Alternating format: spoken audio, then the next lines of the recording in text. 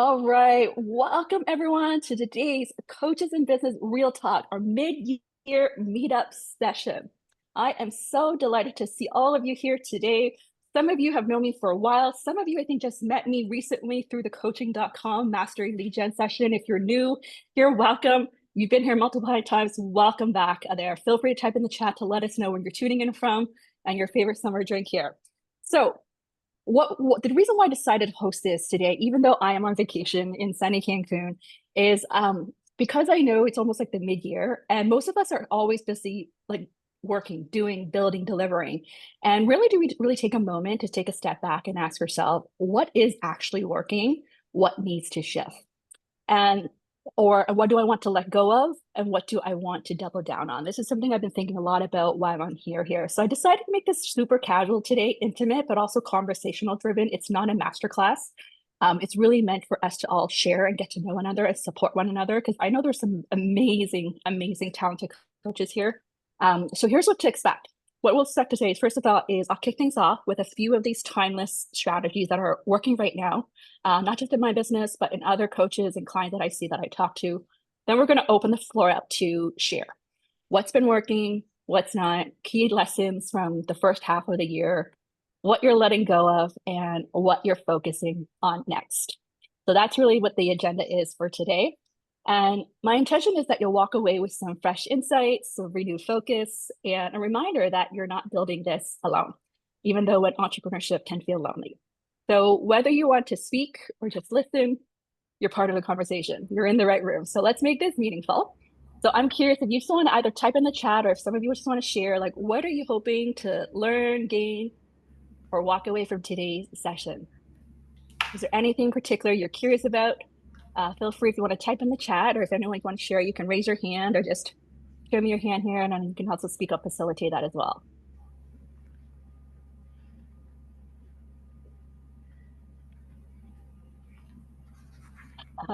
Anyone? Myrtle Sours, Ben's drink, I love it. Okay. Anyone want to share? Alan said, I'd love to hear what lead gen strategy working for folks. All right, that's good to talk about. I'll share a little bit of that. I'm feeling inspired to more than triple my number of monthly leads. I love it. Alan, were you at my lead gen masterclass? I think you were recently. Yeah, I remember you were at the dry run there. Seeing you that. That's what's Yes. inspiring me, Diana. Honestly, yeah, it was a wake-up call. I had been targeting about 25 per month, and realizing I need to get to 80 to 100 was energizing and also, yeah, eye-opening. Good to know. That's great to hear that.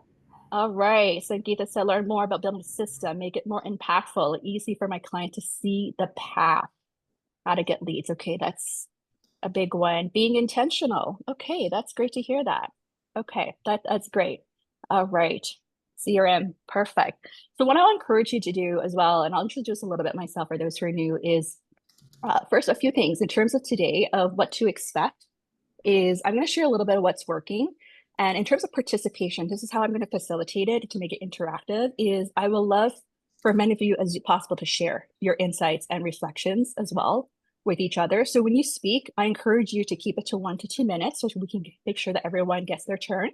Start with like a quick intro of like who you serve, where you're based, and then go straight to your share, like whether it's a win, a lesson, a shift, or insight that others can benefit from there. So we can just really get to the point. I encourage you to click that raise a hand button so that I could see you as well. Just simply wave your hand. So if you want to talk there, if you're on camera, it's easier for me to see you there. Okay. Sonia, you had something you want to share? Yes, thank you. Hola, everyone. So my name is Sonia. I'm an SEO genius for female coaches. And for me, I would say that big win is getting very, very clear on my message. Since I only have like a year and a half in business, so I wasn't clear who I was serving. And I just, a couple of weeks ago, I optimized my website and I was very clear who I was serving to. And within, I would say 48 hours, I got like a lead, but I declined it because he was very respectful and he asked me because he loved the results that I was providing. And he just said, do you help male coaches? So, I said no, because it's just not my target audience. And now my my clients reach out to me because they said you work only with females, and I do the same. So I just want to stay true to that. So just getting clear on my message is really just taking a load of just taking bunches of sales calls and then finding out they're just not, we're not gonna work together. So now it's more intentional and easy to just help more female clients. So I love that clarity of messaging and who you're targeting. yeah. That's really the key lesson that you're sharing. I really agree with you. If anyone can resonate with that, type in a plus when I share that. That's one of my big reflection this year is as you continue to grow, you can fine tune your audience as well. Like it's when you start, you may know who it is, but as you work like a year after, even 6 months later, you can really ask yourself like who are the type of clients that really energizes you or drains you, and continue to fine tune your messaging around that. So thank you for sharing that insight. Yeah, quite a few you can resonate with this, a plus one. Yeah, honestly, even I'm here on my trip right now is I just continue to reflect on that, even though I feel like it's clear, but it's just really reflecting like what really makes it feel easy for you to serve or what makes it feel draining. What are you saying yes to and what are you saying no to there? That's great. So I'm going to give you a little of that back up myself for those who are new to me, and I'll share you some strategies as we talk through this, is that I do specialize in helping B2C and B2B coaches and consultants, speakers and trainers grow a multi-6 and 7-figure business. And what's been really interesting the last 6 months or so is we're definitely seeing more B2C coaches who are also doing B2B work, meaning those who come from a solid corporate background or have a solid corporate network are also offering B2B training, speaking, or coaching services. So it's no longer just coaching one-on-one, but it's also group, which means you can also sell higher ticket as well. So in my range, I have seen and helped clients selling 3K type of programs all the way to like $75,000 type of corporate packages that includes leadership development coaching, training, and consulting type of offer. So it's a very big range there. And a lot of these is it's not necessarily relying on like a massive following or using ads or launch or funnel. So that's been really interesting to see. And since last year, when I pivoted from career coaching to business coaching all in after running a year of career coaching business, I was really happy to see where I doubled down on certain strategies that really work that I want to share with you today that helped me, one, not only work part-time hours to continue, but also double my business to my best year yet to a 7-figure business. And I want to share with you some of these timeless strategies that has worked well for, thank you, I saw that clap, Salima. So that has really worked well for me and some of my clients that I've been talking to and fellow coaches who are in that 7-figure mark. A few key strategies I want to share with you here, and we can talk about this together. Number one is what we call humanizing your outreach approach, right? And why this matters is because with so much automation, what people craving for right now is real connection. A message that really makes them pause, smile, or just feel seen and heard. So I love sending voice notes. Some of you may have received voice notes from me. Like that's my style because I find it's easier for me to express myself through voice than text. So I will actually dedicate every Friday when I'm back home to send voice notes to people so that I can tailor it and follow up with care. So that's like a great way to check in. And I've seen that work with a lot of people as well, because it just feels more personalized. Number two is really using what we call the invite strategy and approach. So this is a little different from the traditional way of marketing events and masterclasses, where we would promote our masterclass through an email list, through social media. And the traditional conversion rate, like on social media, it's only really about 1 to 3%. And even in the list of conversion, it's still under that 10% conversion rate. Whereas the invite-only approach, what we're finding is the conversion rate to sign up could be about 50 to 60% conversion. And the attendance to live rate is like over 90% when you're running a masterclass. And so what that tells us is people like to feel invited. When you think of you're going to a party, right, that you feel like you're being chosen to be invited to an event. And so that's a strategy that I've actually doubled down on this year, where I really focus on quality versus quantity. Going back to what Sonia was saying earlier, is getting clear on the people you want to serve, that people you want to invite into the room, and send them that invitation, whether it's a text-based version or a voice version or a Loom video. Let them know that it's invite only, limited number of people. we had a client last couple of weeks ago, did his first invite only type approach, new program, pivoted new business, and was to help people monetize their magic, their expertise. And he had 31 people sign up, with 28 people showed up, like over 90% attendance rate. And out of that, 1/3 booked a sales call with him right after. And the week after had his first, like that 10K sale for his new program. And so that the conversion numbers are just amazing to see. And I've heard that from another fellow friend who is part of a mastermind as well, where she has a huge, massive list, invited people to her Ask Me Anything type of masterclass. Within days, she had like 200 people signed up to her masterclass, and the conversion rate is just so much higher there. So that's a second strategy that we know it's working in terms of conversion. The third is what we call hosting live connection experiences. So things like this, live events versus pre-recorded type events or masterclass have a much better attendance rate, engagement rate, conversion rate as well. And this goes back to the whole piece around people want to feel seen and heard where they can talk. And this is why I preach a lot about two-way communication versus one-way communication. Meaning right now you get to see me and you get to talk to me as well. It's not just you listening in. And we're definitely seeing people just having a much better experience overall. And the conversion in terms of time to convert is much shorter as well. Like from traditionally, it could be 6 months or more. It can be shortened till like 4 weeks or 6 weeks type of time frame there. So that's a third piece in terms of what we're seeing that's really working really well. And then the fourth is prioritizing aligned sales conversation.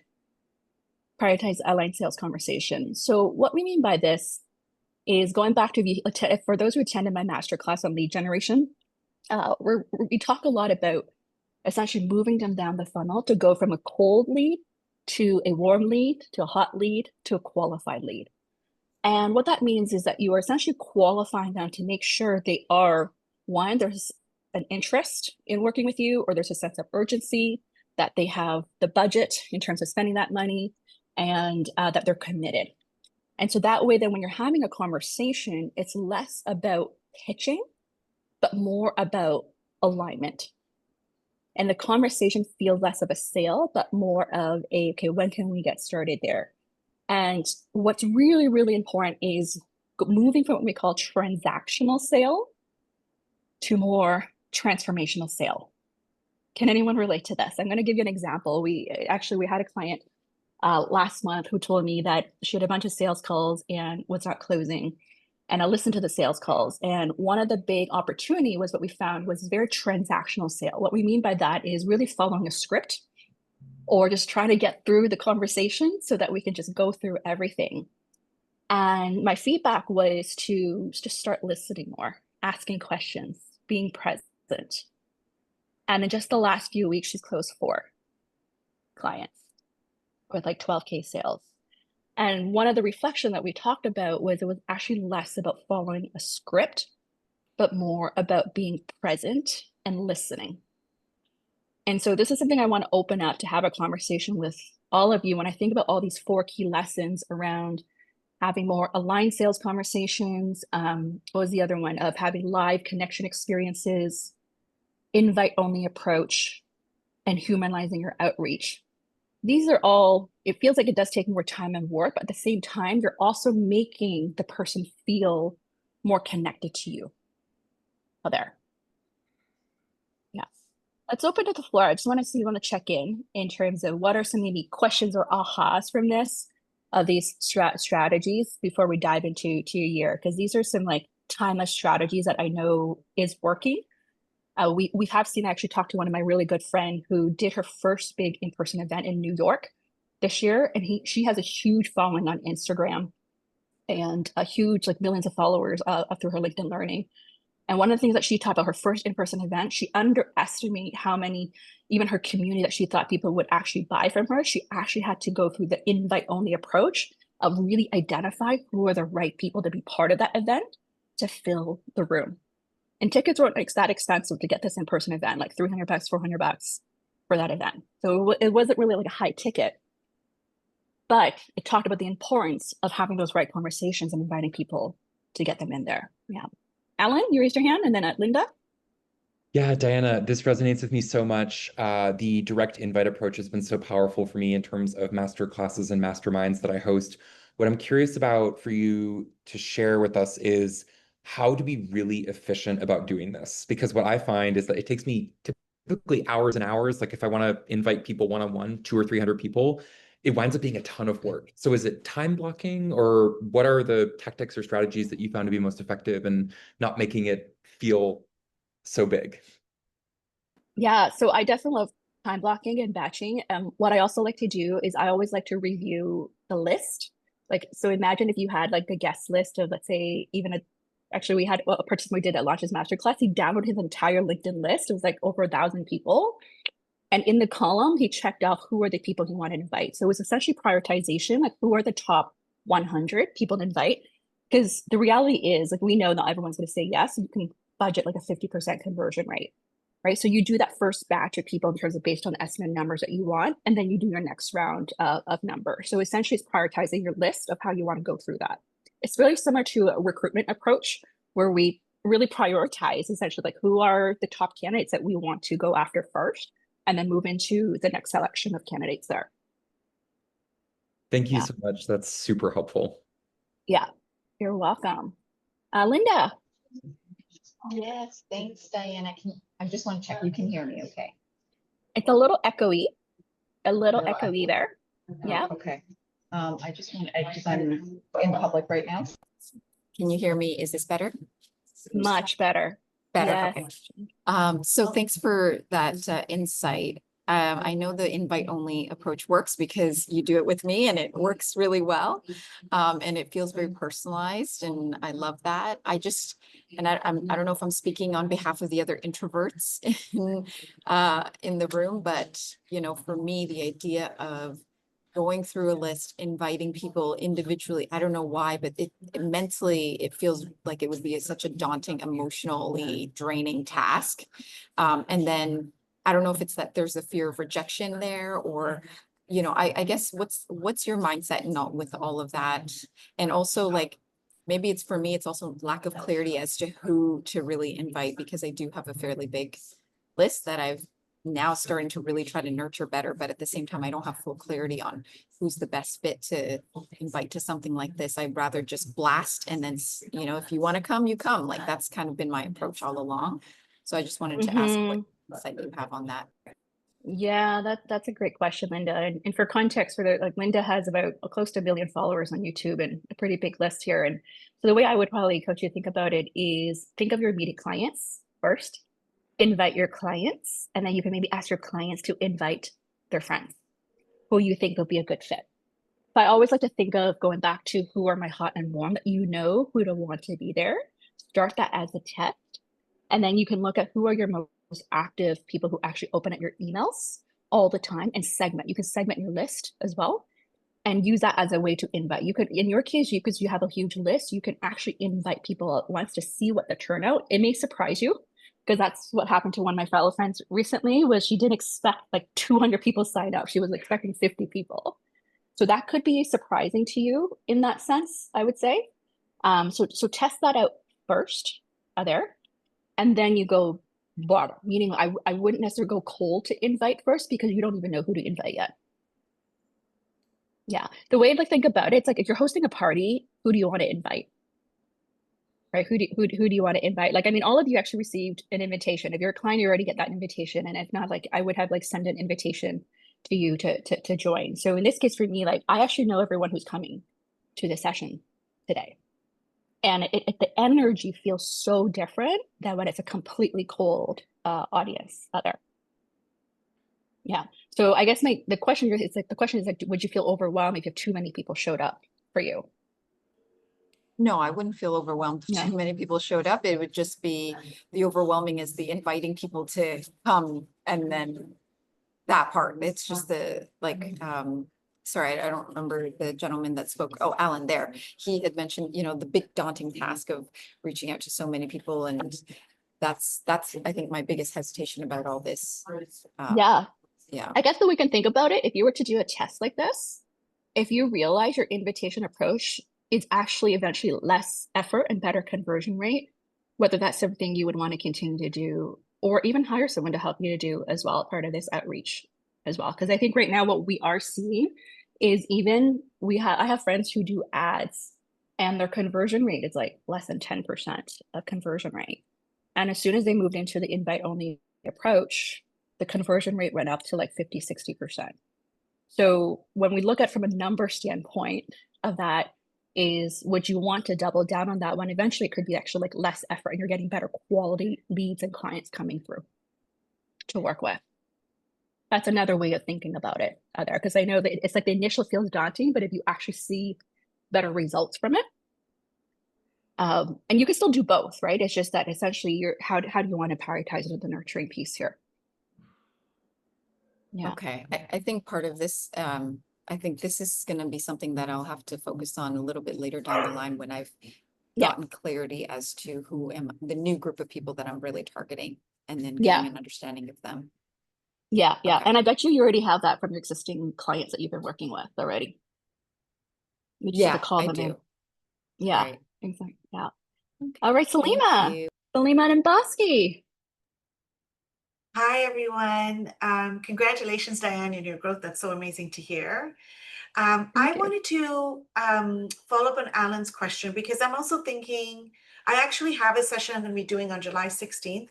And as I've been meeting prospects, so I focus on the B2B space. And as I've been meeting prospects, I've been telling them that this is coming, look up for the invite. And I've been sharing with them, like, it's only for event planners. It's only for people in HR that I'm doing this menopositivity webinar. So my question is I have two questions. One is, what's the lead time that you typically give for these events? And then the second one is, are you actually going in, sending one email at a time, or I've curated my list and I was going to put in an email together to send to everybody and then have a sequence go on. So I just wanted to get more details in terms of like, how can you, what's the right approach to do these invite onlys? Yeah. I mean, in your case, Salima, because you're targeting like more event planners, which is I feel like a little different audience. And Well, I think it's it's more more like, so. sorry, it shouldn't be event planners, it should be like ERG leaders, people who are booking speakers, that kind of thing. Got it. So Yeah. I imagine, guess how big would the list be for you? Oh, I mean, it's at least 100. At least 100. So there's a couple ways you Yeah. can do it. As one Yeah. is there is the email invitation approach, which I still do as well, right on your list.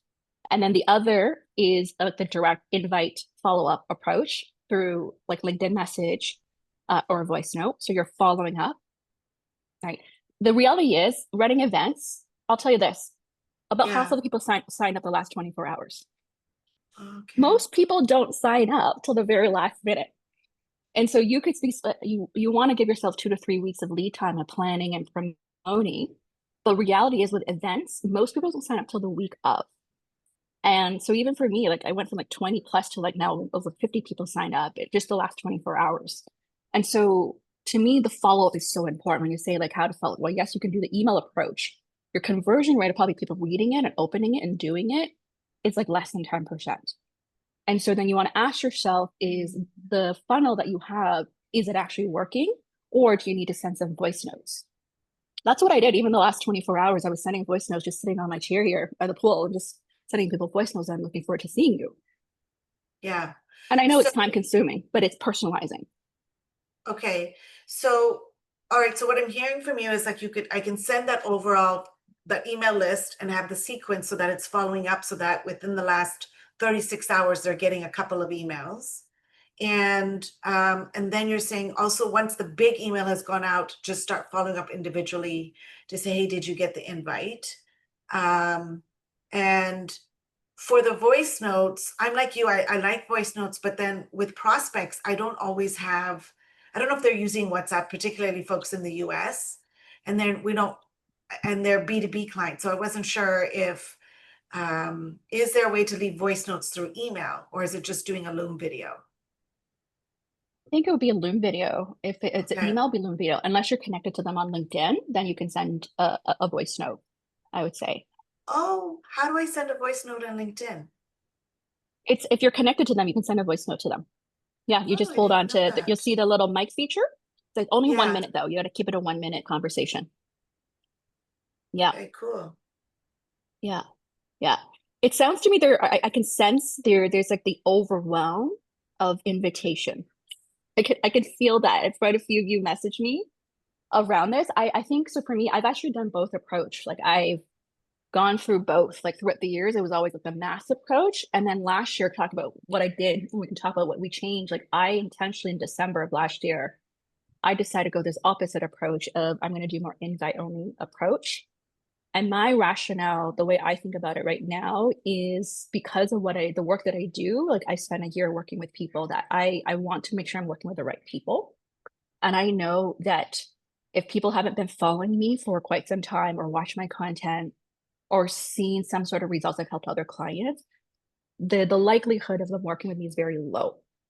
And so for me, then I'm really focused on trust-based building, which is what I talk a lot about in my lead generation masterclass, is really double down on trust building strategies and all the different touch point, like every touch point, whether it's through your content, your video, your LinkedIn DMs, sessions like this, for example, and then the calls, you want to really personalize it at the end of the day. Because we've seen it, and I've seen this data tells us right now, most people need to attend even 2 to 4 events before they move forward. Right. So even just the initial DM conversation is not going to be enough of that. Like it's moving them through the process there. Bosky, I see your hand up there. Good to see you. It's been a while. We've been chatting online here. No, I know, and your voice notes absolutely work. I love them. So Diana, this year I'm kind of pushing myself a little bit to start thinking about a live event, a paid live event, not such an expensive one, but I think just kind of bringing in the right audience so that they can connect, but as well as kind of get to see me in action and hopefully get to see what happens out of that in terms of building a community.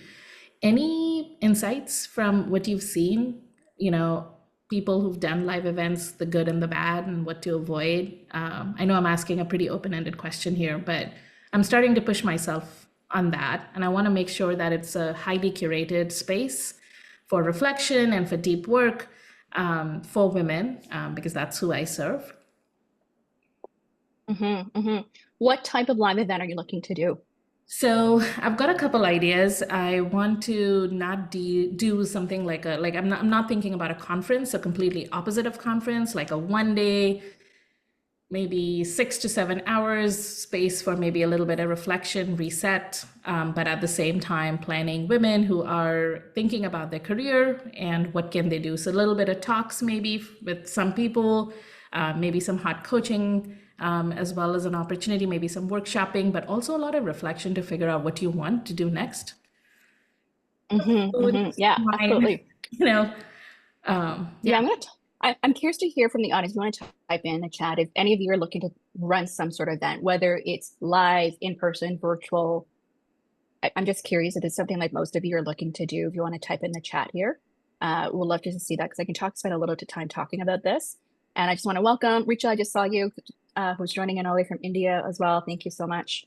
I'm going to talk a little bit about events because this is something I'm seeing a lot of people asking me. And the way we want to think about it, think big, start small. If this is your first type event, don't try to do something so big that you've never tested out before.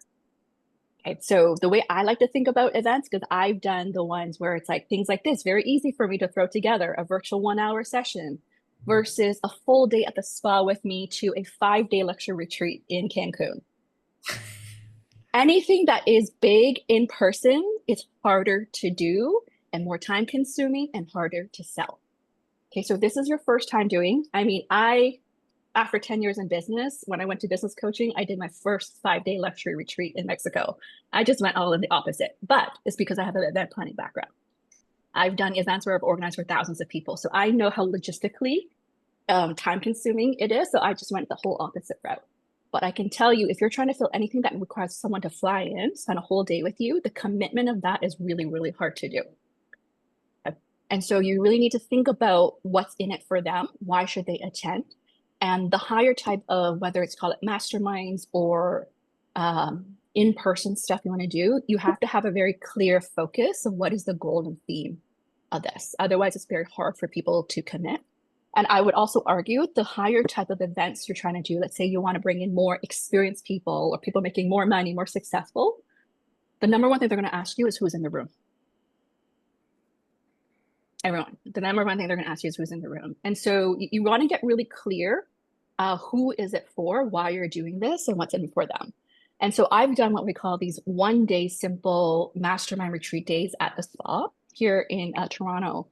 And I've done it 3 or 4 times now. Every time there's like a dozen people, 12, 16 people.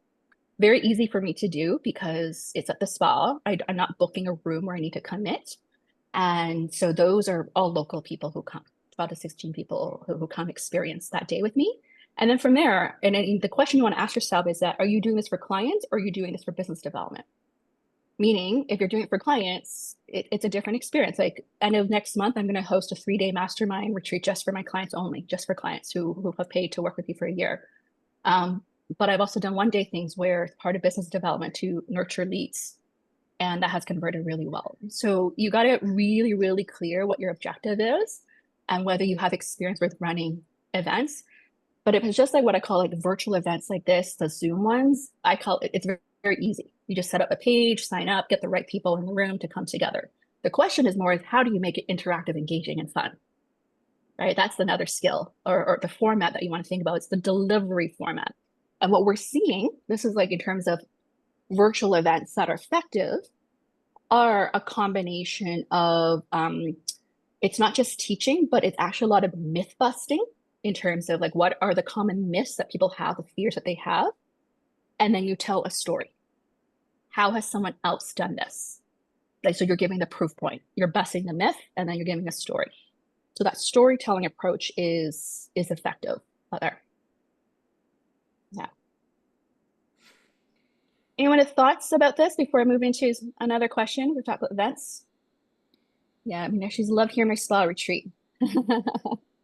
Yeah, and I think this goes back to what gives you energy. For some, running a full day thing can be very energy draining, right? And it could be very, in my case, I love it. Like I could spend like for me, I just recorded a video before going live with you guys. I basically said, I'm manifesting 1 day, I'm gonna host 50 to 100 people here at this resort.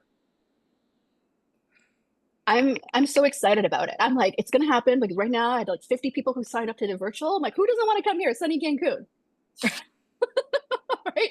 You can bring your friends and family here. So it's one of those things you can put in the long-term vision as well of what you want to do from a bigger things. Like I'm already dreaming about hosting bigger retreats in like Maldives, Thailand, Japan. Like I'm already dreaming of those things because I love doing things like that. But it's not easy to do. It's not easy to do, right?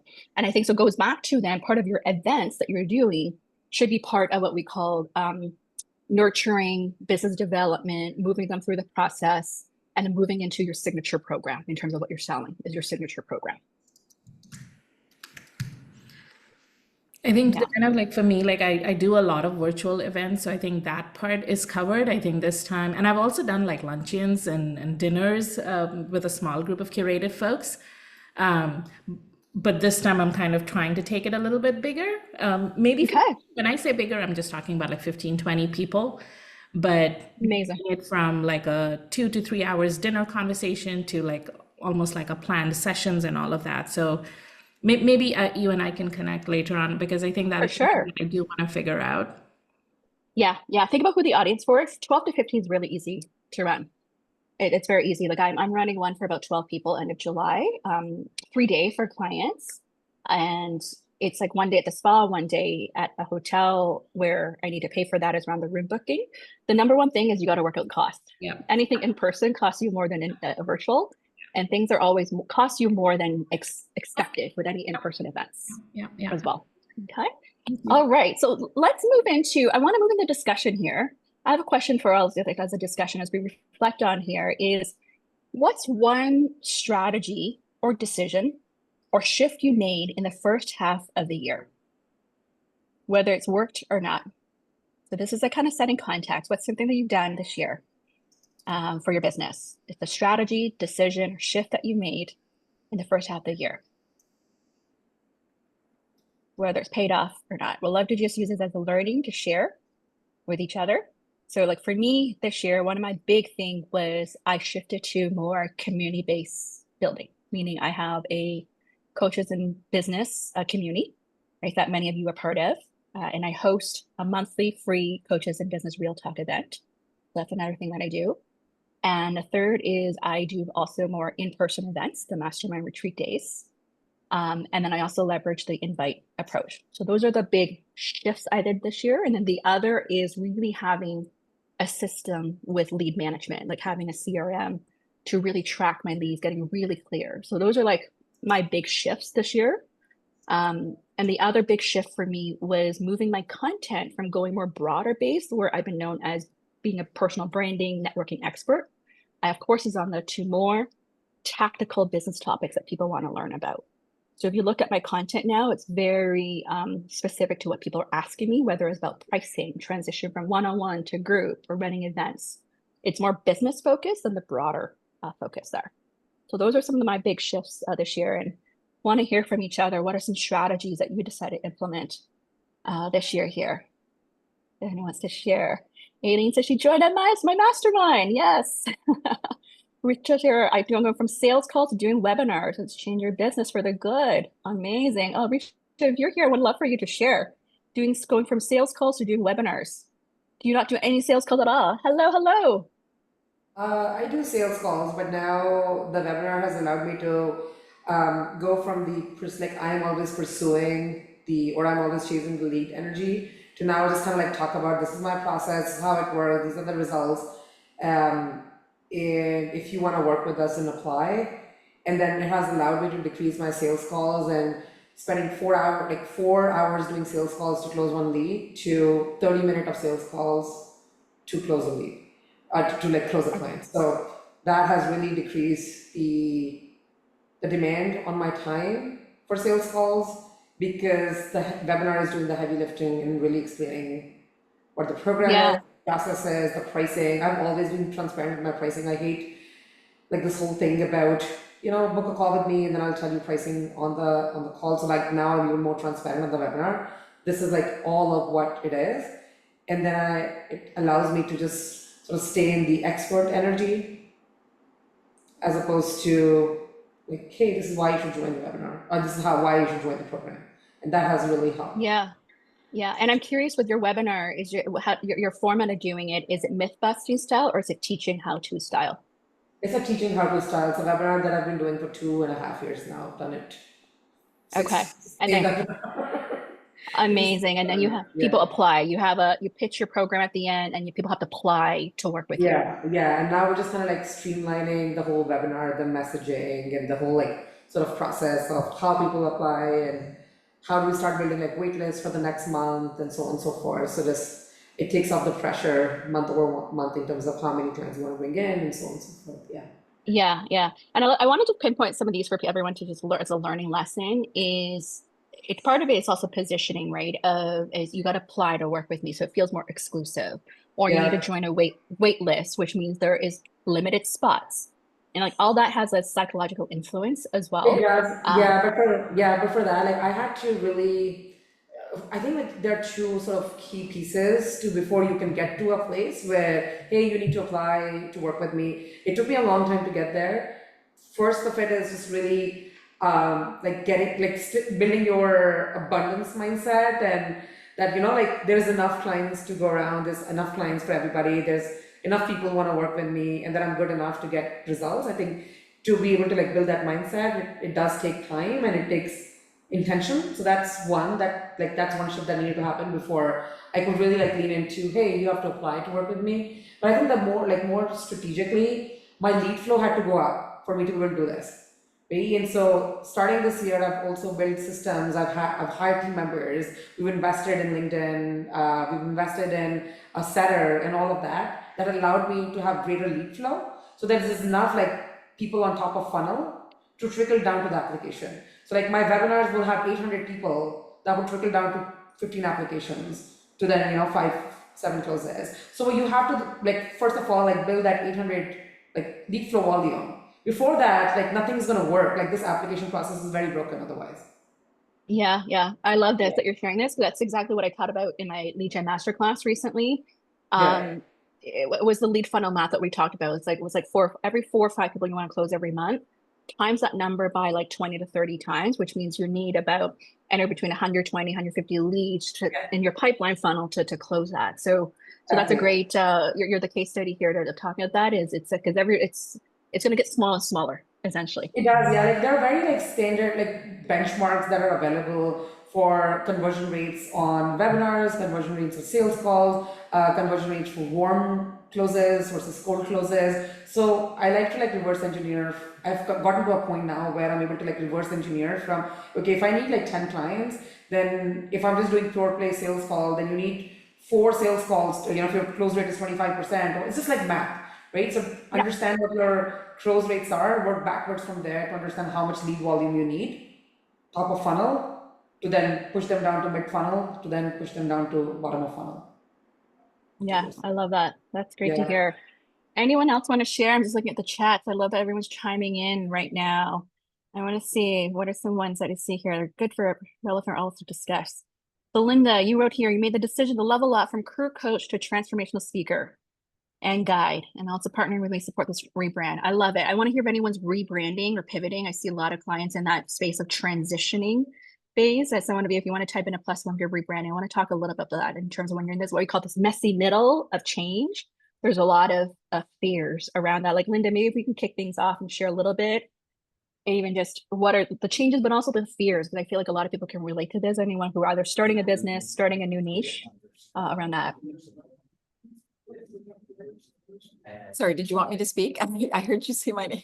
Yeah, Linda, I was going to kick off because you typed that there. I was like, sure. want to see if anyone's going through that +1. I see, yes, or transition. Marielle, we can go, yeah, we'd love to just talk a little about that transition piece. Yeah, I mean, for me, this has, and you kind of know this, Diana, because we go back 10+ years at this point, but as soon as I became a career coach, I knew I didn't want to be a career coach. That's just my personal, within like a year, I knew, but I stuck it out and I learned so much and I had a lot of success doing it. And I'm still, technically a career coach with what I do, but it's really this year that I decided to make that decision that you kind of get to a point where you realize it's no longer an option for you to go back to that old version of yourself. It's when you've gone through this identity shift and you're realizing I'm not that same version that I was 6-7 years ago. And you can't even you try to go back and be that person and you see that it's not working and you don't fit anymore. And you realize, okay, I have to move forward. And so there is this messy middle, which I noticed someone mentioned, where you're in this phase, and I'm still very much in it, where I'm still figuring out who is this new version that I want to project into the world, and I need to embody that version. And so then you take actions to actually execute on that. And so working with you now, we just started, and I'm really excited, and you've already helped me so much. And it's part of that whole process of not knowing what's to come, but knowing that you're moving in the right direction. So I hope that relates to anyone who's feeling stuck. It really is about turning inward and then taking the actions from your intuition and your inner guidance to move forward from there. Yeah, I love that. If you want to chime in, I'll share with you all something. After being career, you knew after first year that you didn't want to be a career coach. I would say for me, it was like 5 years in, after, I started in 2011, 2015, 16, when I had my first son, I knew I wanted to pivot, but I didn't pivot till 2022, 23. And a big part of me was the fear of, I spent all this time building this, am I letting everything go? And that was one of the big things I had to shift in my mindset as I continue to grow, was a big aha. My friend told me that do not let your past experience and expertise hold you back from what you want to build and create or what you desire. And so that gave me the permission to let go of this old identity that I've been carrying on for the decade. But I was so afraid that I'm building everything from the ground up. When now I look back, this is the last 2 years, was why I didn't do it sooner. Yeah. And what we call this messy middle is because we're still attached to this old identity when we have uncertainty of what's happening in front of us, that what we truly want. And a big part of that is giving yourself even that courage and permission, knowing that the people that you're also meant to serve are also going through the exact same kind of fear as well. That's come as and so your modeling of how you're overcoming these fears that you have for them that you can talk about.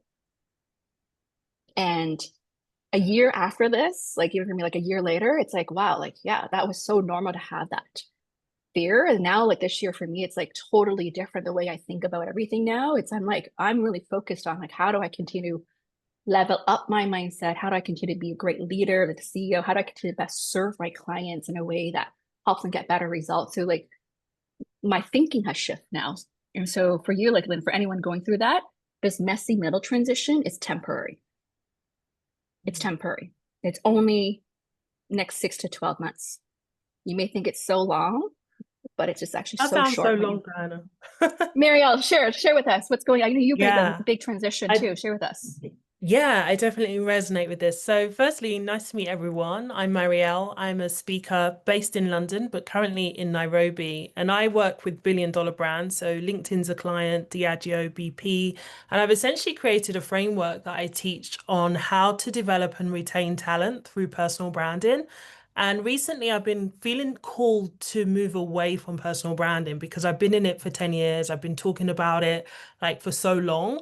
And I just feel with the rise of AI that people need to go much deeper to connect with who they are and kind of what their soul mission is. I'm trained in hypnotherapy and NLP as well. So I feel, and I've actually used human design. I don't know if any of you guys use human design in your business, but it's really helped me to understand kind of what my unique energy type is and how I come across and what I should be focused on. And it's just been so eye-opening, and it's really helped me block out the noise and just focus on my blueprint.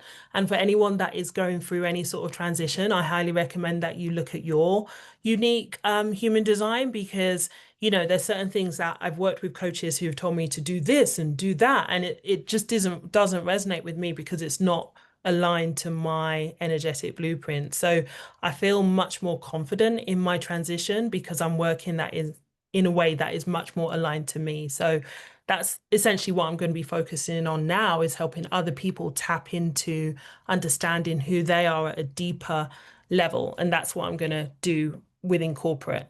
But it does still feel very messy because it's still new to me. It's like a month old. I've not actually launched it as of yet.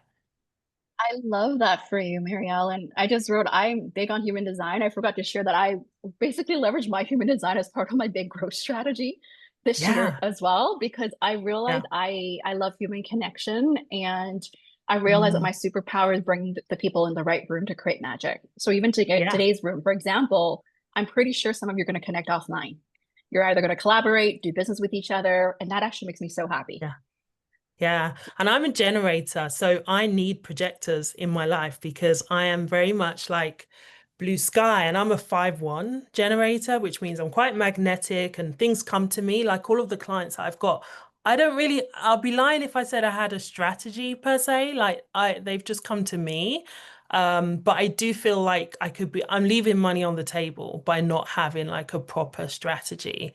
And I would love to do like a select number of one-to-one work as well, because I feel like I've learned a lot, and I love teaching, but I feel like I need more of a strategy at this stage because it's fine doing all the corporate stuff, but I feel like I could be doing a lot more as well. So it's good to listen to what's working for everyone. Yeah. Do you want to focus more on the B2B still, or are you moving a bit more B2C? I think both. Like I love teaching, and that's in my human design as well. Like teaching, facilitating workshops. I absolutely love teaching my framework. But I also like the intimate side of the one-to-one as well, going much deeper in like, half-day sessions or 4-week sessions, something like that. So I'm open to doing those as well. I do those, but they're not as consistent as my corporate clients. Yeah. I'm curious to hear, for those who do B2B work, what are you seeing shifting of what people are asking, whether it's HR leaders or business leaders? Are they craving for whether this deeper type of work, whether it's leadership development or learning more about yourself versus the high level work? I'm really curious to hear about that in terms of the shift that you're seeing. I have heard from quite a few people, those who are professional speakers, that a lot of budget cuts that have been happening with just bringing in speakers to come in to teach. Even, I mean, Judith, I see you're nodding, like you do a lot of B2B coaching, and you notice that big shift in terms of B2B coaching as well of the contract work there. Yeah, absolutely. A lot of cuts. That's why, like we need to reinvent, find new ways to continue to have impact. So not later than yesterday, had call with big consulting from Europe and still cutting. So definitely, if we are here, a lot of us coaches, we need to find a way to continue to bring value. And everything I'm hearing here definitely will help connecting to who you really are, because that will not change. And who needs that? How can you amplify? And couple times you said, Diana, double down, double down. Yeah, getting clear on who you are helps. Is exactly like what I'm doing. So, and I trust your work. Just for the few things Mm, we've done together, I can see the difference. So yeah, no that's matter great. what's going on, how AI is adopted, as long as we know who are you, what do you uniquely create. And when you resonate with that, when I after our call the last week, I just reflected on what data is saying about me, and I realized, as I told you, that I'm not aligned.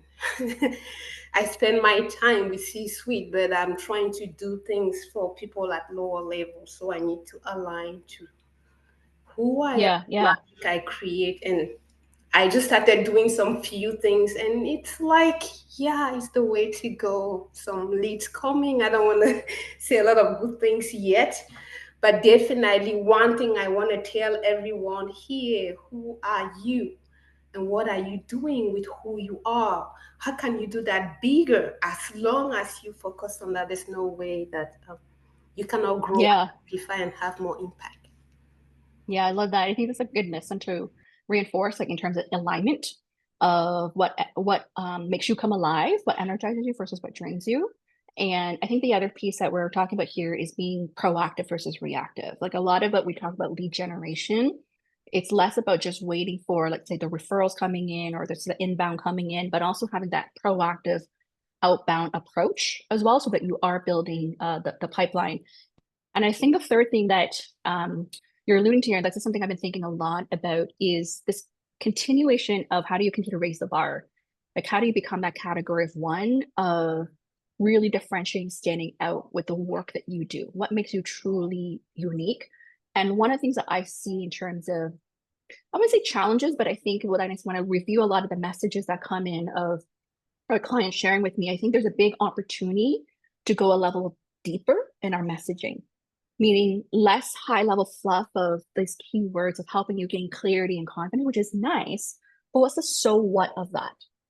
The so what of your work, meaning if you help them get more confidence, gain more power, gain more clarity, what is possible for them? What do they actually do? So get even another level deeper, like thinking of peeling the onion, just continue peeling like 5, 7 layers to get to really that root of it and what you do for them. And that's what's really going to resonate with your ideal buyers other. Yeah. Anyone else want to share? Salima, I see you raised your hand. Yeah, I just came back last night from a conference with a bunch of CHROs, HRBPs, and many of them, there was some research that was shared that last year, one of the top priorities for HR, so this is for B2B focused people who are focused on B2B. And last year they shared like talent acquisition was the number one priority that they were focused on. And just throughout the pandemic, everything shifted around talent acquisition. And now what they're having is leadership development. They're starting to shift back into leadership development. They are still very much looking for solutions which can be applicable to a wider audience and scaling. They are recognizing their leaders at the low, mid-level. They're still looking to get more of that because a lot of companies recognize they have not done any leadership development over the past 5 years. And they're starting to recognize they need to go back into that post-pandemic now. So the mid layer is where they were interested. And then what I also heard was that they're still open to coaching, but they only are viewing coaching again for like your senior directors, VPs and above. And one of the key challenges that they expressed was that coaching has become so expensive at the B2B level. And they were saying like, oh, they can't have at $25,000 a pop, it's really difficult to be able to scale that. And then when I share what I was doing in coaching and I was at 15K, they were like, the response I got back was like, oh my God, this is really good. And there was a part of me that felt like, shit, did I underprice myself? But I just feel like then there's an opportunity to offer, you know, at the VP, you know, senior director, VP level, there's a layer there that can be effective at that level. So just some thoughts that I came straight out of this conference, and I, you know, had connection meetings with about 10 to 14 of these buyers. And so I got a lot of insight in terms of what they're looking for and the types of questions that they're asking. Yeah.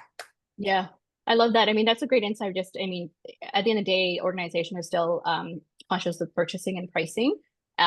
And so one thing we want to think about is there's the coaching piece, but also the training delivery piece, where you can deliver at scale, not just through one-on-one, but whether it's through groups. So as an example, I'm doing a big talk for a big bank in July in 2 weeks, and I'm returning back. It's for just women in data analytics. So it's a very particular department, and they have a virtual audience and an in-person audience.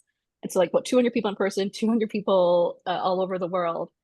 And I'm charging like $15,000. I pitched it originally like 18,000, negotiated 15K, and they still thought it was over their budget. Like their budget was like only 10K. The way I position, I'm like, it's less than $50 per person. If you have 300 people there, I'm delivering this an hour and a half training. It's like less than $50 per person. And so, but at the end of the day, it's still like, at least I'm presenting to hundreds of people versus like the coaching just to like one person there. So I think what I have seen is get a foot in the door through training where you make an impact, and then you upsell through your more tailored solutions through leadership coaching or consulting work. What's something easy to get your foot in the door there? Yeah, that's great to hear that. Anyone else here before I move to the next segment here of our question, like before we move into our next part here? Anyone else? Kathy, I see your hand up. You still have something to share? Yeah, I was just sort of noting down some of the things I've picked up in the B2B world.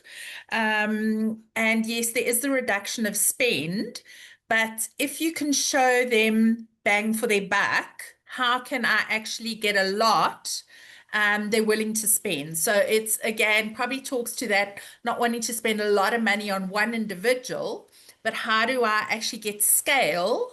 And, you know, this whole concept of micro learning is a big requirement. So if we can do, because time is money, you know, that's a big thing that's come onto the table now, is I can't give you people for a whole day or 2 days or whatever. So how do we incorporate micro learning? But still, you know, coming back to that face to face. And then bespoke programs are very much, you know, in demand. Is don't give me something off the shelf, understand my exact needs so that what I'm paying for every cent is going to align with my needs, my mission, vision, and values. And you do a mapping exercise. Yeah, so those are just a couple of the things that I've picked up that have also been requests. Yeah, that's great. I love what you said, the micro learning. I just wrote that there too. I have 11 nano courses with LinkedIn Learning. And that's been the shift that they were telling me just the last several years, is the shift from like a long form type of content to more micro learning type of content. So like nano courses, I have 11 of them. Each video is only about a minute long. And so a full course of 10 videos, it's only about 10 minutes long. And so, and it's mobile friendly. I filmed it from mobile. People can watch it at 2x speed in literally under 10 minutes to finish that course. And that's been a big shift. And they told me, LinkedIn Learning, this was just last year, that they actually wanted to move away from like job search courses and more leadership development, career advancement, very specific skill or functional area. And I think this is part of talent development, talent retention as well, a very specific. And so to me, that's a clue, right, of how they are also pushing out nano content that has to be quick and easy and fast for people to learn. And so they can make improvement in the organization. So thank you for bringing that up there, because I noticed that shift. Yeah. Can I just ask a question? So Kathy, when you mention micro learning, are you talking about courses as well, or can you just go a bit deeper with that? I'm not sure I understand the context that you're Yeah, referring so to? if you picture an organization who before would have you coming in and doing a 2-3 day program, taking people off site, coming in, doing, extensive one-to-one coaching thereafter, etc. It's now Yeah. about how can we have bite-sized chunks of micro pieces of learning, but that is applicable to the job. So it's not isolating them and taking them away from the work environment and then saying, now go and do a project. It's about Yeah. saying, how do we actually integrate it in our day to day? And how do I apply the learning immediately? And I do it in small pieces. So you come in more frequently with small pieces, but they are linked to what people are actually doing day to day. So it's not an extra project that's removed from what they do. It's actually adding value to their day to day situation, but it's in pieces. And they keep coming and having a checking in of how did it go? What worked well? What didn't we? Okay, what can we do next? And it just continues. From there. And are they typical? And sorry, Dan, I hope you don't mind. I know that this has been quite B2C focused, and I'm focused on B2B mainly. So I just want to go a little. Thank you for that. Do you are they like 2-hour type workshops, or in terms of length? And then how do you attract like those sorts of buyers? What's been working for you in terms of getting those B2B clients to So I'm sign not up? doing many of those yet, but I've been having conversations with people, and I see that that's something that they're being asking for quite a lot. And then the one new client that I've got now has said, giving you people for a whole day is just impossible. And we used to do certain programs over 2 days. So how do we then make it more applicable? And break it up and sort of look at the key deliverables that they want to achieve in their jobs and in the organization. And then, sort of align it with our content and kind of go in with pieces, as opposed to trying to take the whole organization away from their work for maybe 2 or 3 days as we did in the past. Yeah, no, that makes total sense. And that's actually what I do. So my sessions are like 2 hours max, and I have pre-work and then kind of like a checklist to summarize at the end. So if you want to chat in any sort of way, that's kind of what I've been doing for the last few years. But I want to kind of pivot away from that. So I'm happy to share anything that may be helpful. Thank you. Marielle, appreciate it. Yeah, you guys can definitely connect, I think, in that space for sure. Meenakshi, you have something to add before we move into the next segment? Yes, and I'll keep it brief. Thank you. So I made notes. 3 things from a B2B perspective. I've been talking to someone who works for a very large talent management type company. They do assessment and development centers. So there's a big shift in companies spending money from leadership development into outplacement services because of the number of layoffs that are happening in the market. So outplacement coaching, so it's like a mix of career coaching, leadership development coaching. So that's a big shift.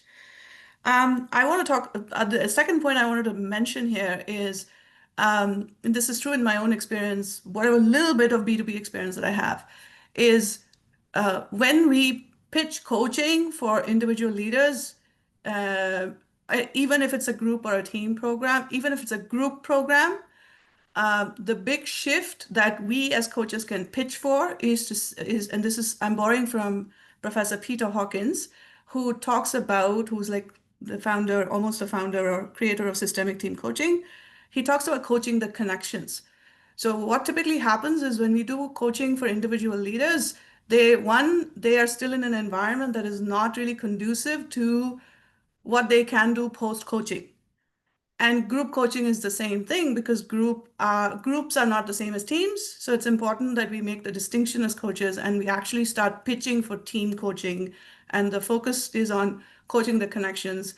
And particularly in an AI inundated world, that becomes even more important. And the third thing I wanted to share is connected with this. There is a whole concept called LTEM, which is Learning Transfer Evaluation Model by William Halheimer. I'll share the link in the chat in a minute. Look that up. And I personally am on that journey of figuring out how I can draw out the ROI of my coaching using the LTEM model. It's a build up on the Kirkpatrick's model. Those of you that are in L&D will be familiar with that. I was new to that. I was introduced to this whole thing last year, and I was fortunate enough to attend a training on that. So those were the 3 things I wanted to share. Thank you. Back to you.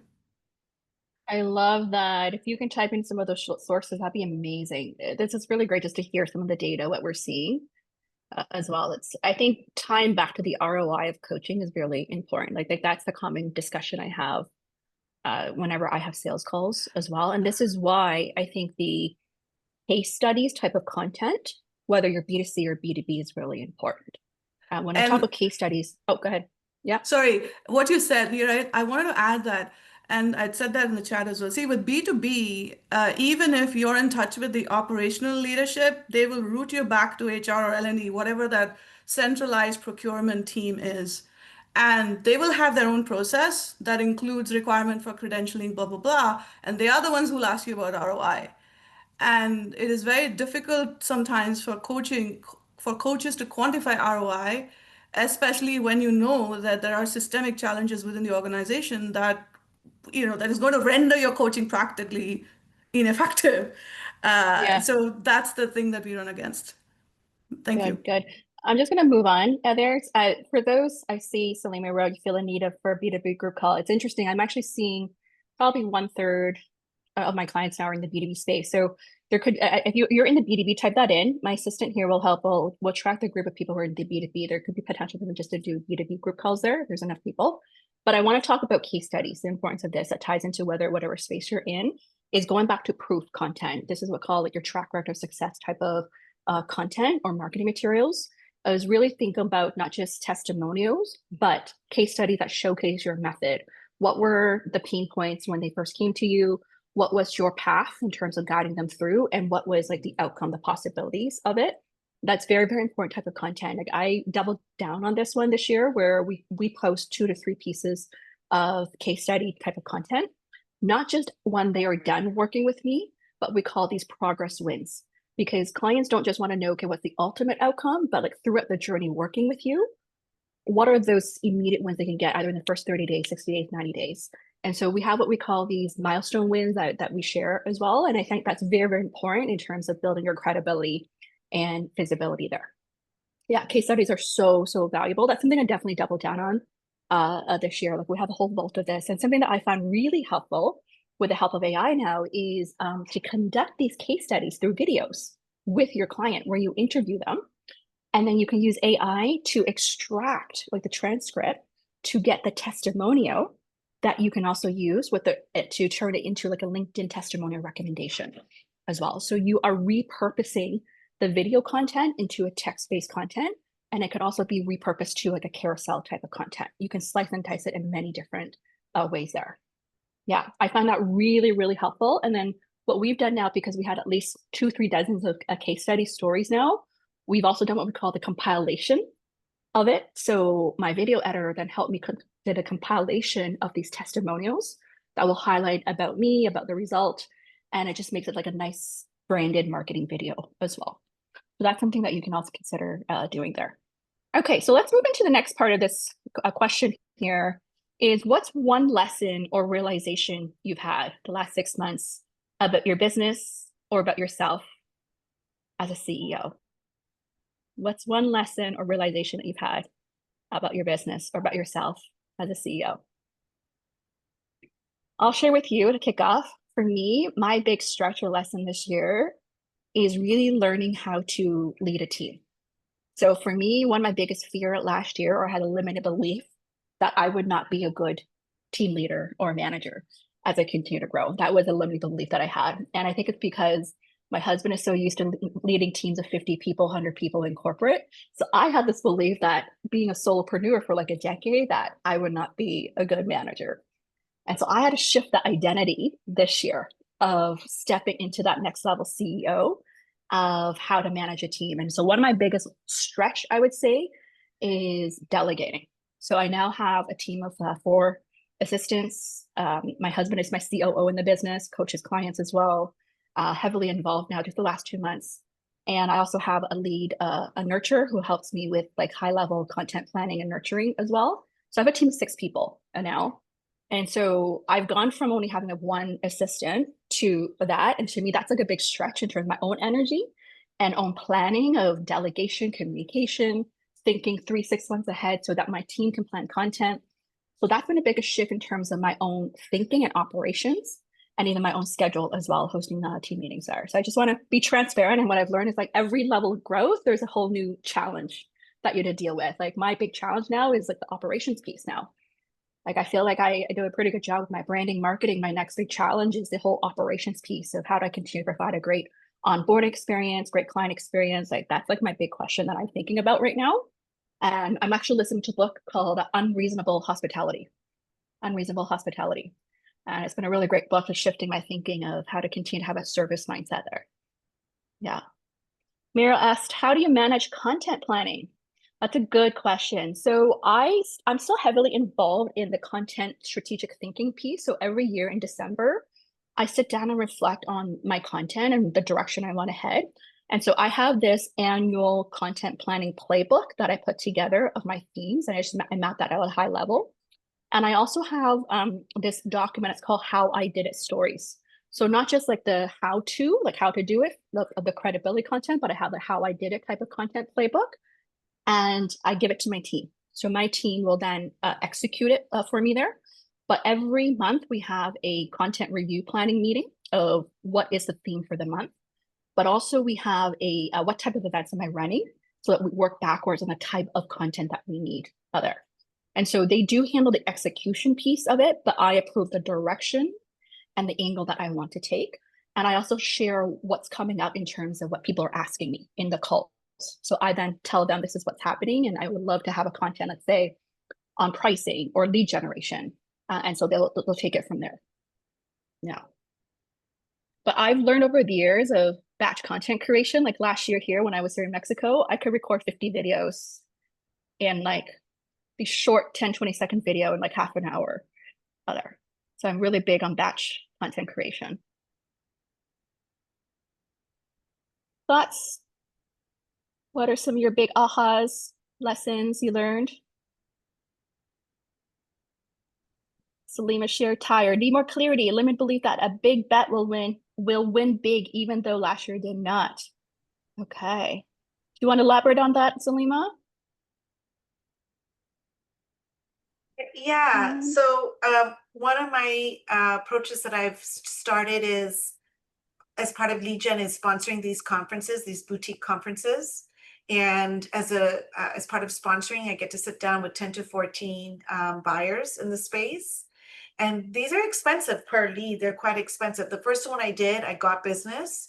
The second one I did not. And that's what I mean was like, oh, then I'm like, oh, I don't know if this is going to work. And this time I switched companies, have got, it was a more expensive, it was a lot more expensive to do that. It was like a $20,000 US to do that. So it was a really big bet. It was scary for me leading up to it, and even scary while we're in it. And I just came back and I'm like, I have no idea how it's going to land, but I am proud that I was there, and the people, other vendors who were there, I was really proud that I was at the same table that they were. And these are billion-dollar companies. And I was also there. So I was like, okay, I'm playing big and I'm positioning myself well. And so it's scary as hell to be like, oh my gosh, look how far I've come, and can I do this? But it definitely was a big bet and a huge like lead up just to get ready and to get everything there. So yeah, it's like, I'm proud that I, showed up and put myself, against these billion-dollar companies. But I also am like, kind of like, oh, a little bit trepidatious. Like, I don't know what's going to happen, what's going to come out of it. So overall, I do think that's a win though. Amazing. Thank you for sharing that, being vulnerable. I think this is such a, as you continue to grow, right, as you want the next level, is what do you invest in? Where do you want to show up, and how you continue to play a bigger game? Like, that's what you're really talking about. And I think this is such a good, for us to think about that balance, right? Of where do I choose to spend my time, my money, and energy in, right? That will have that payoff or payout other, right? So I think it's a balance, also the money spent and also the time spent. Like, as an example, I'll use this recent example. Like, recently I spoke at coaching.com. It was like, they said they had 40,000 people register. I don't know if that's true, but like thousands of people like have registered for the class, and 100 people like showed up. And for me, that was pro bono. It was a pro bono thing that I did. But what I do know, and this is something important to think about, is when you're speaking in front of the audience, are you speaking to the right audience? that will give you an opportunity to talk to the right people to follow up and nurture with as well. So in your case, this is what I call paid advertising too, or like investment or sponsorship, whatever we call that.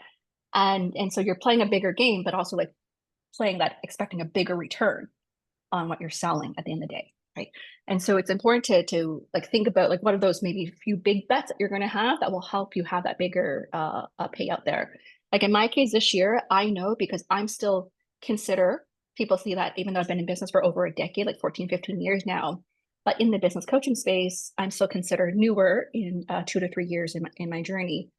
And so I know that I'm still newer in the world of as a business coach. So for me, I know it's important for me to show up at places at like thecoaching.com as an example from a credibility building standpoint, but also showcasing more of my business expertise.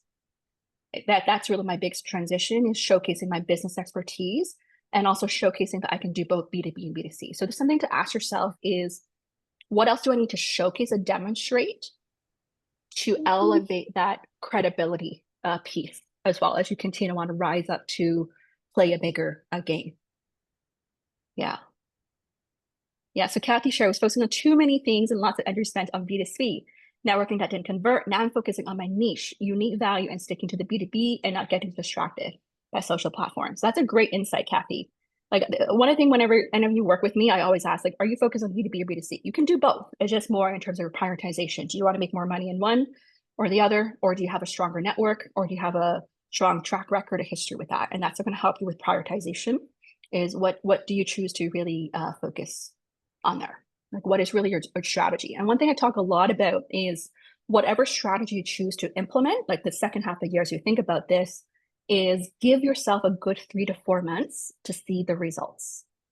Avoid changing strategies and tactics every single month when you don't see the result right away. That's something I see a lot of people panicking, like, oh my God, it didn't work. I'm going to try something else. And it's going to take another 3 months to work. And so get really clear on your strategy, whether it's like looking at your human design, looking at your audience, like do all that analysis to get really clear what you're going to double down on the remaining half of the year, and track it. Like track the results. Is it actually working? Like for me, I've seen that it takes a good 30 days. Like things really took off more after March, like a good 3 months. Whatever strategy I decided in December, it was like after March break, I was like, okay, it took a good 90 days to really see the traction here. Yeah.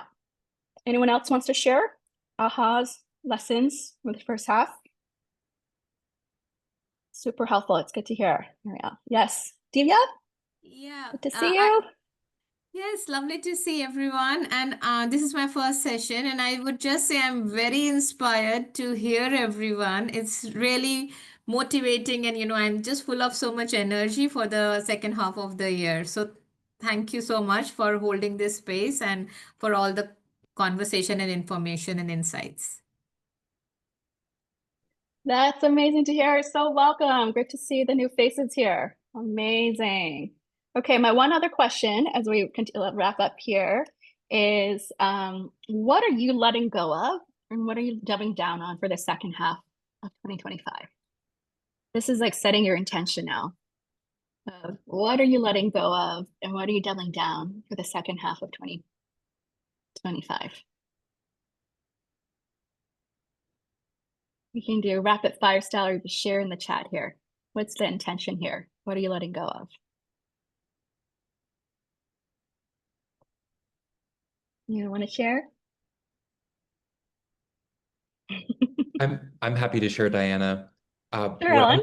What I'm letting go of is centering unconscious fears and shames around my business performance.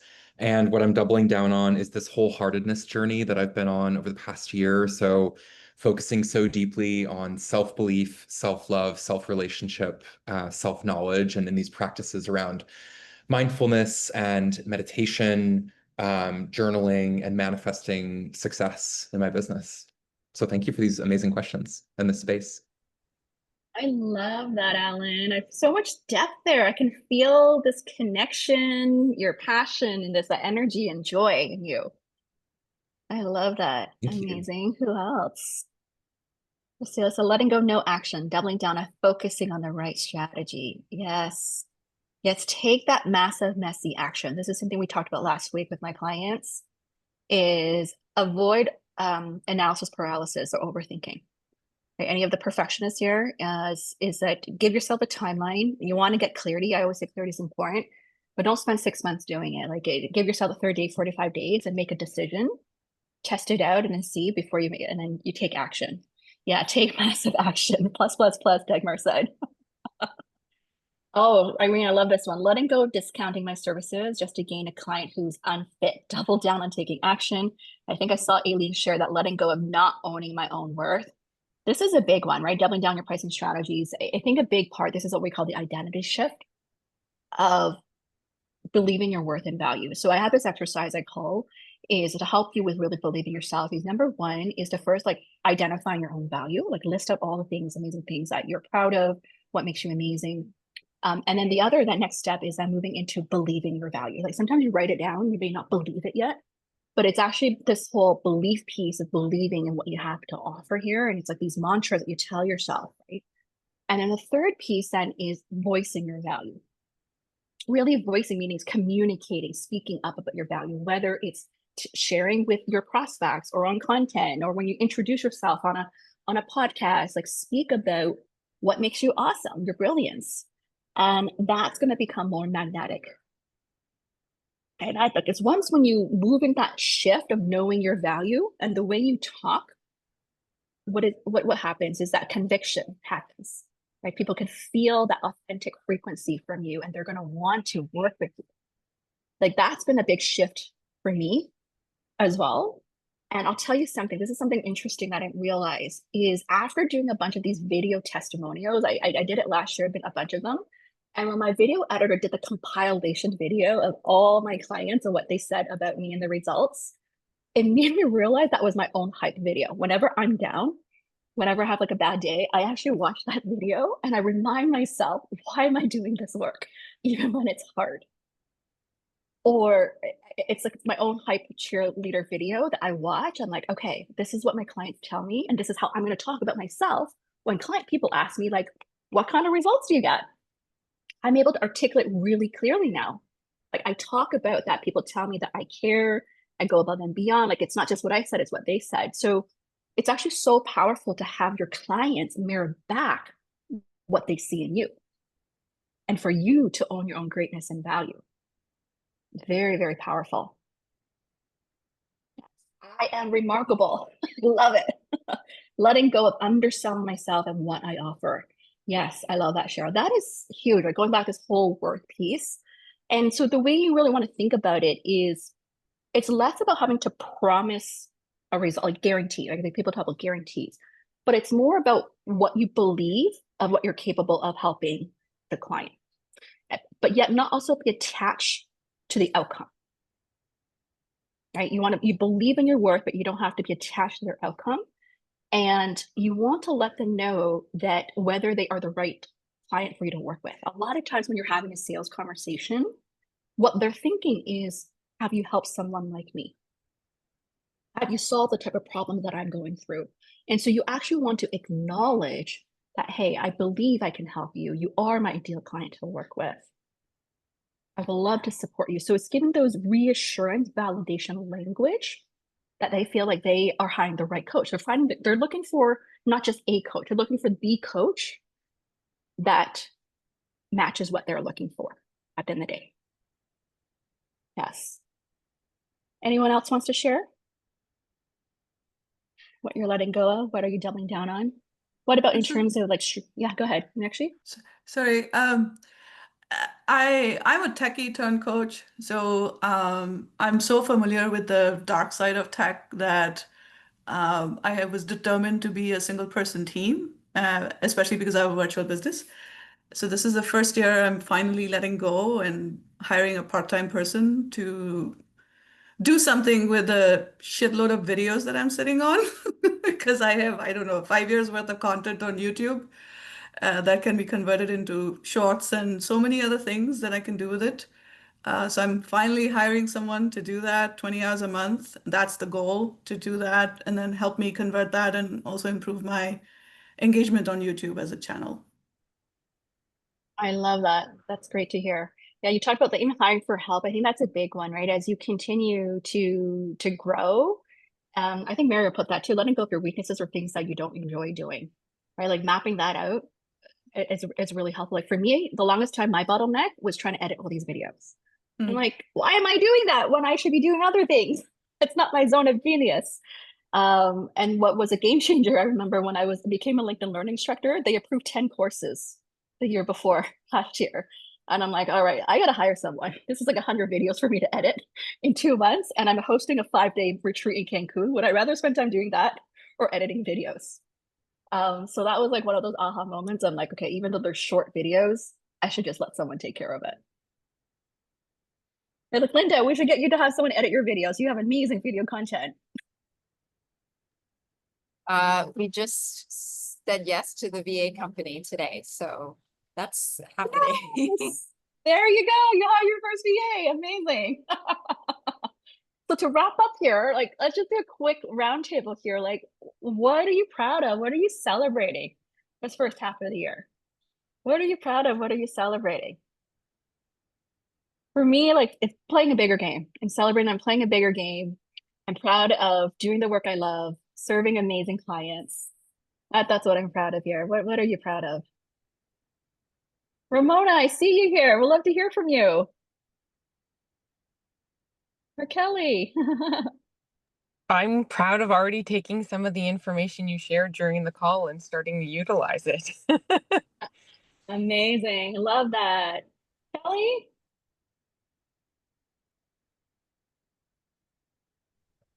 Hi, everyone. What am I proud of? Oh, I think I'm just proud of sticking with it. There's definitely days where I've Yeah.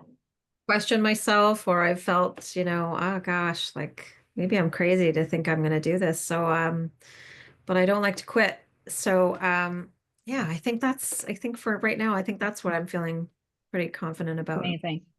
Yeah, sticking to it, believing yourself, making your why greater than your fears, even when it's hard. Right. And this is reason why I host sessions like this is, that we can also talk about the hard stuff as well. And be proud that we're sticking with what we believe in, what we stand for as well. Yes. Anyone else to wrap up here? And actually, I'm proud of my first successful B2B collaborative project serving mid-career women leaders. That was my first outbound outreach pitch that I did in 2023 and finally came to fruition in January 2025. Amazing. That is great to hear that. That is so good to hear. Congratulations. Amazing. Anyone else here? Proud of the clients I work with, the big bet I made. Yes. Yeah, it's so important to celebrate. Give ourselves a pat on the back. Just give ourselves a pat on the back here, like of how far we've come. Like sometimes we don't realize how far we've come. And this is why I host a session like this today, is just to reflect like the first half of the year, and whether it's a great one or wasn't what you expected, there is still time and opportunity to make, set your intentions, make different strategy choices that you want to make. Things can change quickly in 3 to 6 months. Things can change quickly, and to really lean into a community network to help you, whether it's gaining that clarity, helping you like get clear on this messaging or that direction or the strategy. Like sometimes it's just that one insight that could make a difference there. So I hope today was valuable, worthwhile, or that you gained some sort of insight or aha. I would love to hear from you, and I would love to also have you at my next business mentoring session if you're interested.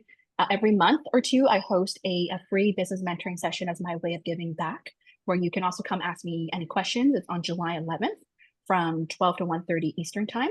I'll have my assistant to drop it here to send the link, or you can also DM me on LinkedIn. I cover anything related to clarifying your niche, your pricing, your offers, masterclasses, whatever you want to ask me. It's an hour-and-a-half session there that you can join. That's there. So that's my way of giving back. And usually it's a smaller, like 30 people session there. So as we wrap up, I'll leave with you 3 reflection prompts for you to think about. Is what are you walking away from today's session? Believing about yourself or your business that you didn't believe before? What are you walking away from this session believing about yourself or your business that you didn't believe before? Hi, Diana. What's one? It's Daisy. Hi, Daisy. Hi there. How you doing? Good. How are you? Very well. Thank you so much for this, as usual. I didn't make your last one because, as you know, I was going away. Um, but I had to make this one, and I really thank you so much for your generosity.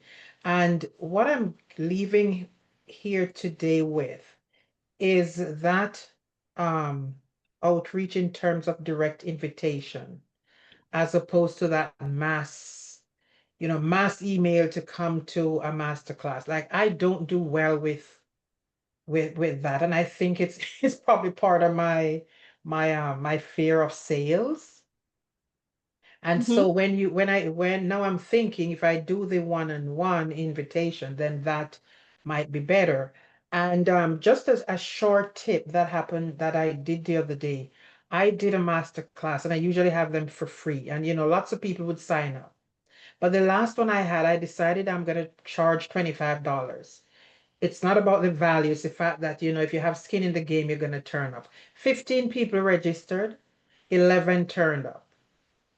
So I realized that, because when you do, I mean, not like your event, but when you do free things and you publish it so widely, a lot of people will sign up, but then they end up, not showing up. And then the work that you put in, the value you put in, you have to pay your VA and all of that. So yeah, so that part worked for me. But by and large, I'm looking forward to an exciting rest of the year. Thank you so much. That's my pleasure. That's great to hear, right? Definitely do what works for you, and whether you want to even do like that paid event, whether it's like a small exchange for that, what we call like the energy exchange as well for people, the committed people to come. Like that's also a great approach to do that. Absolutely. Yeah. So to wrap up here is that the other two questions I had that I put in the chat here is what's one thing you're ready to release energetically or practically? What's one thing you're ready to release energetically or practically? For me, something I'm learning a lot about myself is I care so much about the work and the people that I work with. And it's so important for me to also detach as well. I'm learning to, this is why I take time off, is like learning to just detach from it, where I need to also focus on myself and my mental health as well. My last question is, what's one bold move you're ready to commit to in the next 30 days? What's one bold move you're ready to commit to in the next 30 days? For some of you, it could be showing up more boldly on LinkedIn or through your content, through video. For some of you, it could be like launching your first masterclass or launching a new program. What's that one bold move you're ready to take in the next 30 days here? I'm glad to hear. Yes, I know we're up time here. I'm going to wrap up here, and I want to thank all of you for your time today. Yeah, this is great. You're welcome, Andrea. Yeah.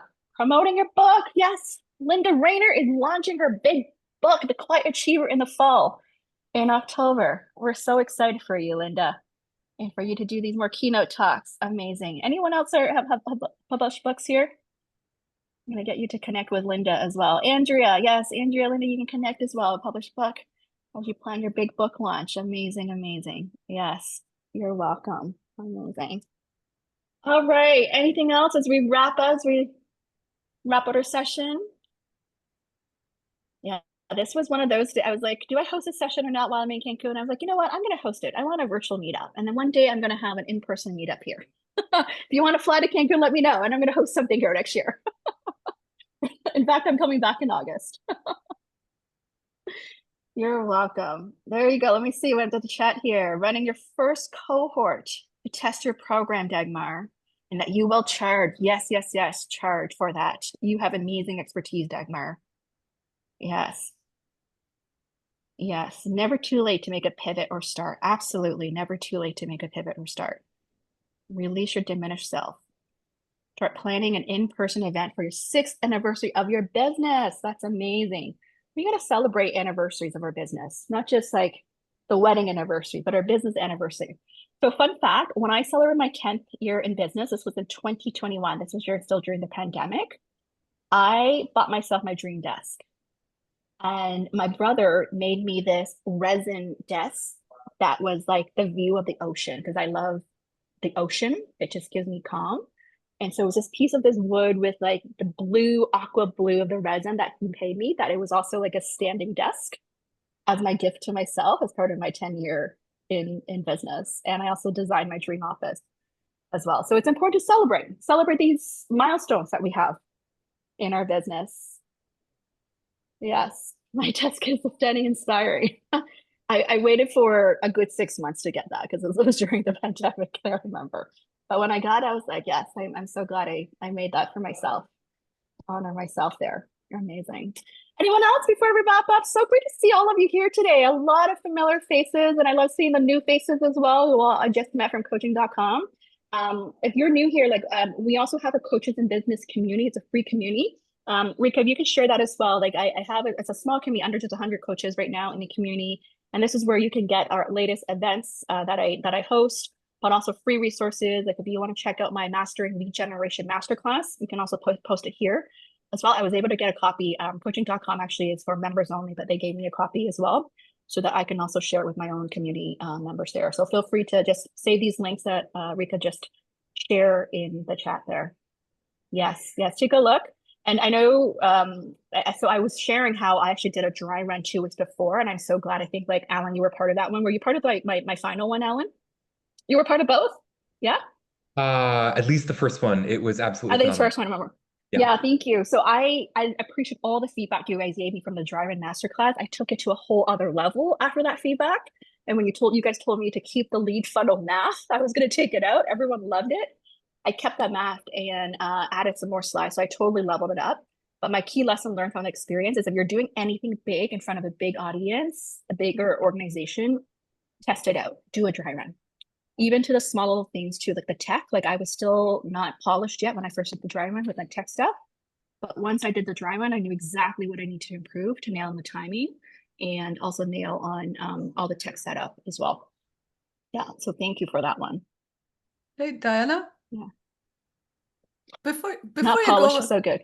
Yeah. sorry, since you were talking about the coaching.com, what tech did you use? What tool did you use to do your presentation? Oh, it was Prezi.com, Prezi.